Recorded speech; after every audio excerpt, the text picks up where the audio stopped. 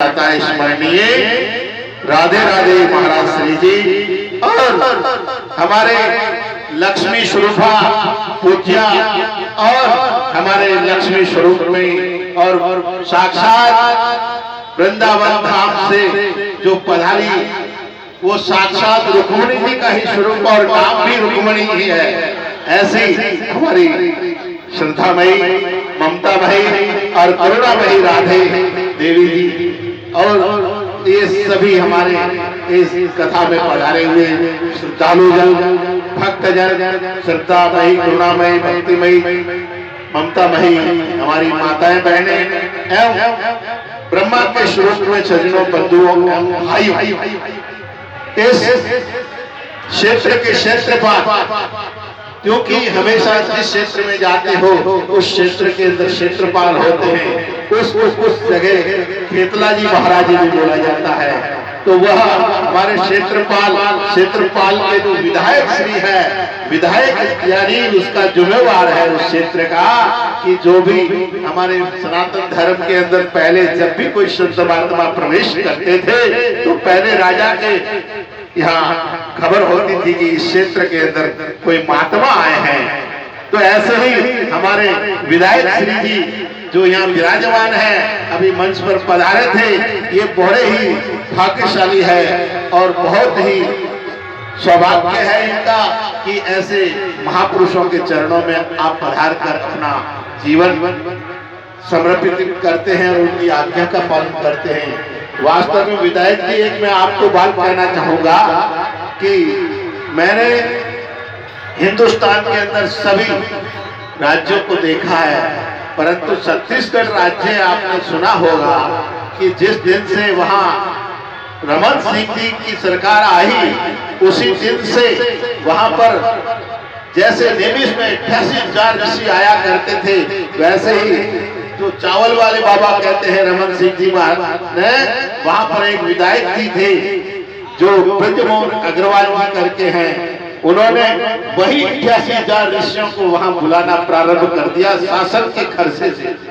वहां शासन अपना खर्चा करता है, लगभग 15-16 करोड़ खर्चा करके 15-20 हजार संतों को आमंत्रित करता और उनको सबको बुलाकर आशीर्वाद लेते, उनका पूरा व्यय वो ओढ़ते शासन की ओर से। ऐसा हिंदुस्तान में हमने कोई राज्य नहीं देखा जैसा छत्तीसगढ़ राज्य है। और उसी सरकार के अंदर कानून पास करके भी उन्होंने कर दिया है कि ये कौशल्या माँ की जन्मभूमि है, राम जी का ननियाल है, ऐसी जगह उन्होंने ये प्रारंभ किया मेला। और अभी वहाँ की शासन बदला भी, फिर भी शासन बदलने से भी वो नियम नहीं बदल पाए, उनको वो मेला करना ही पड़ा। और वो मेला भगवान की कृपा से जब से शुरू हुआ है तब से उस मेले का संचालन मंच का जो ये शरीर ही करता है। तो इसीलिए मैं आपको धन्यवाद इसलिए दे रहा हूँ कि आप एक राजनीति हो गए ऐसे मंच पर आप विराजमान है और चरणों में आपका मस्तक झुकता है, ये बड़े ही सौभाग्य की बात है। ये इस मंच का और नैमिषारण्य ऋषियों का आशीर्वाद है कि आप वही कार्यक्रम आगे के लिए हमें देखने को मिले कि इस मिश्रित तो 88,000 ऋषियों की भूमि है।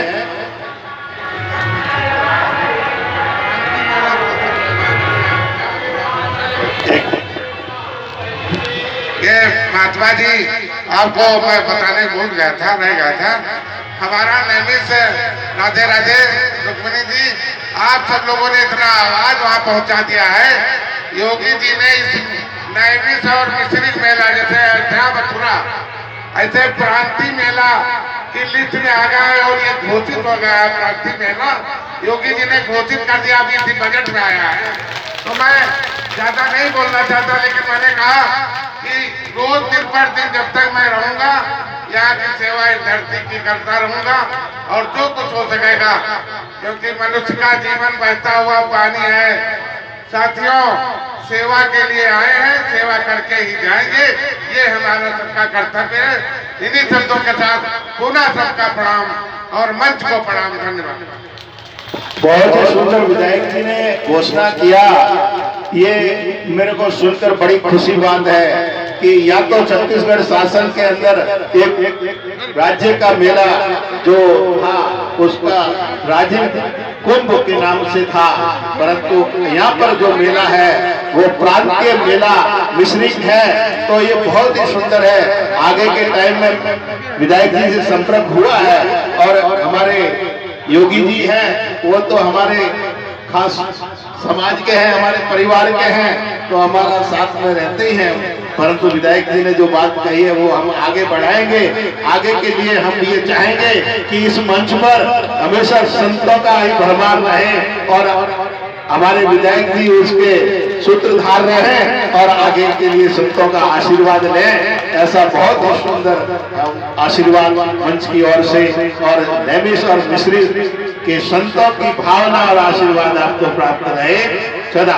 आइए हम आगे की दो बात कहना चाहेंगे कि हमारे योगी जी ने बहुत ही सुंदर कानून प्रस्ताव पास किए हैं। हमारे पूरे हिंदुस्तान के अंदर एक रासू का कानून होता है, जो गायों को कत्ल खाने ले जाते हैं उनको पकड़ने वाले को जेल हो जाती है। परंतु योगी जी ने एक ऐसा कानून प्रस्ताव पास किया है कि हमारे उत्तर प्रदेश के अंदर गोरक्षक को कभी कोई हाथ उठा के नहीं देखेगा, आंख उठा के नहीं देखेगा। ये योगी जी की बहुत बड़ी उपलब्धि है। बाकी जितनी भी शासन है वो सभी शासन ने रासू का कानून, क्योंकि मोदी जी ने तो कानून लागू किया था, पर योगी जी कहते हैं कि जब तक मैं उत्तर प्रदेश में हूँ तब तक कोई ये कानून लागू नहीं होगा। गौ सेवा हमारे यहाँ खुल के की जाएगी।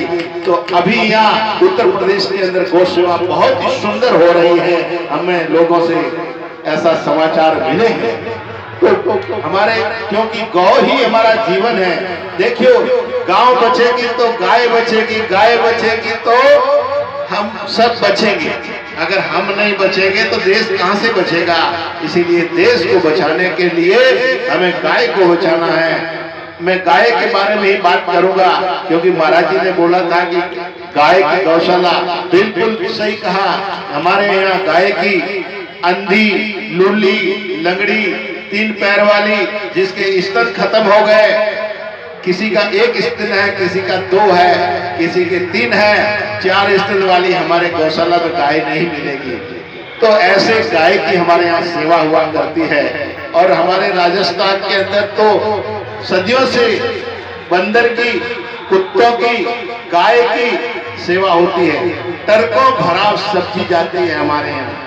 हर व्यक्ति, मजदूर भी अगर सुबह काम पे जाता है तो वह 10-20 रुपए का गाय को चारा डाल के जाता है।